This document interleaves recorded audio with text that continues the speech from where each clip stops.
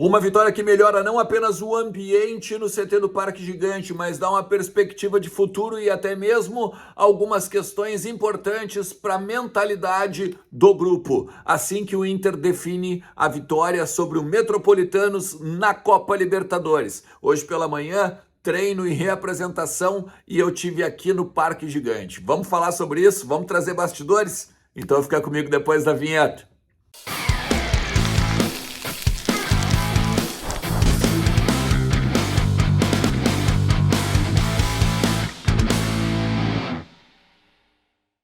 Fala Colorado, como é que vocês estão? Tudo beleza?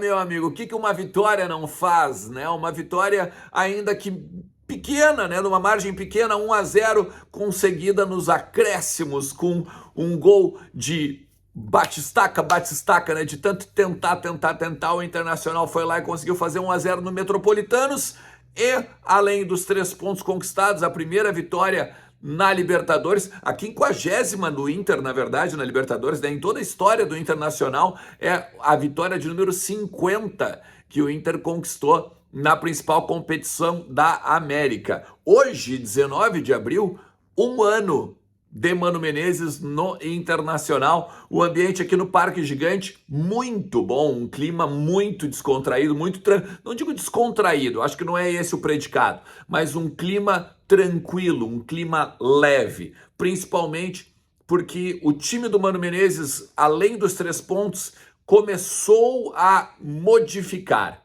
Tem alguns bastidores que eu quero falar com vocês sobre isso, então fica comigo até o final do vídeo, também deixa teu like, te inscreve no canal. Eu falei para vocês, né, no vídeo da manhã, que estaria por aqui durante a parte da manhã, que eu, à tarde, traria todas as informações aqui no CT, e, como prometido, tô aqui. Então, o meu combinado foi feito, agora então, ó, deixa teu like, te inscreve aí e vem junto. Ativa a notificação, porque sempre é importante também pro meu trabalho. Não esquece que a KTO tá te esperando lá, kto.com. Utiliza o cupom ERNST, ganha 20% de free bet no teu primeiro depósito, beleza?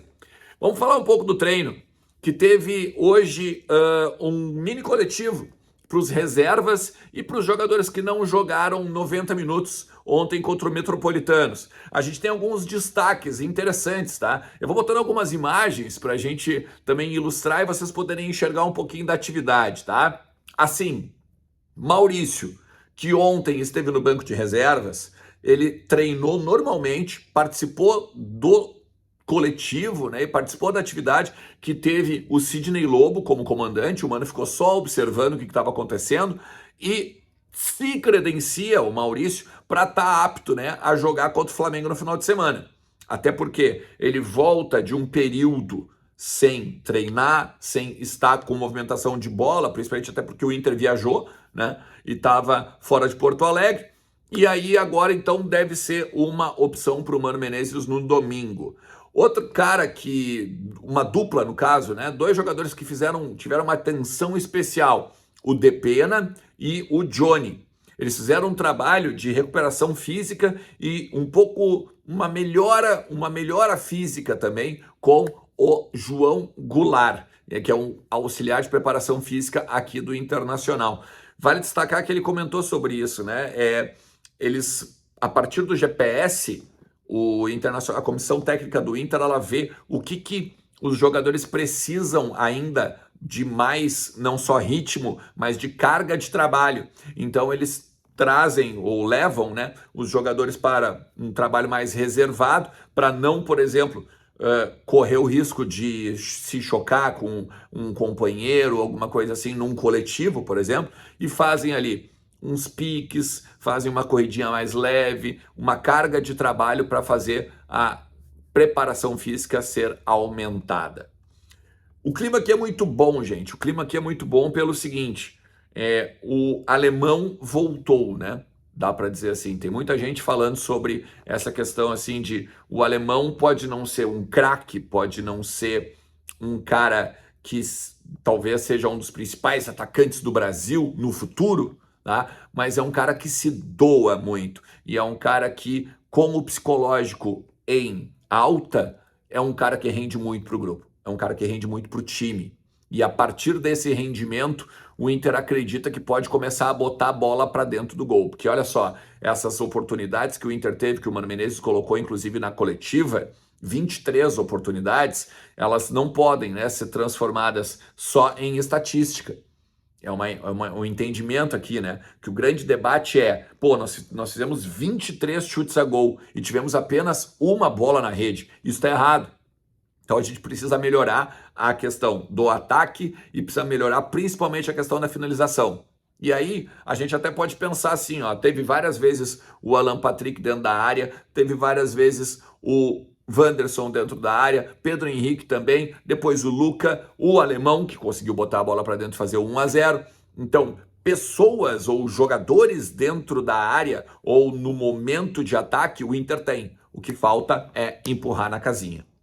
Tem uma notícia de bastidor que está rolando lá em São Paulo que o Corinthians estaria interessado no Mano Menezes, né? A informação é do Jorge Nicola, inclusive, no canal dele. E aí aqui eu troquei uma ideia com algumas pessoas e, além deles não saberem a proposta do Corinthians ou o interesse do Corinthians, pelo menos em nenhum momento o Mano mencionou isso, tem um outro bastidor que é interessantíssimo, tá?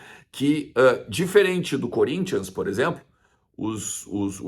a direção do Inter, o departamento de futebol do Inter, sabe que o Atlético Mineiro tentou o Mano Menezes agora nas últimas semanas. Olha só, tava toda aquela ronha lá com o Kudê, né, e tal, naquela coletiva que o Kudê deu, foi um estrondo lá em Minas Gerais. Há cerca de 2 semanas, a direção do Atlético Mineiro, o presidente do Atlético Mineiro, entrou em contato com o Mano Menezes para tentar fazer com que o Mano Menezes deixasse o Beira-Rio e fosse para o Atlético. Uma proposta, inclusive, superior em termos de valores, né? E o Internacional não...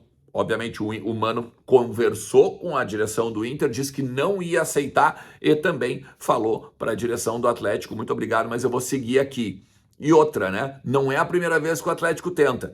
Na virada do ano de 2022 para 2023, também tentou e na mesma ocasião o Mano disse não. Era naquela época também que estava rolando seleção brasileira e tal, né?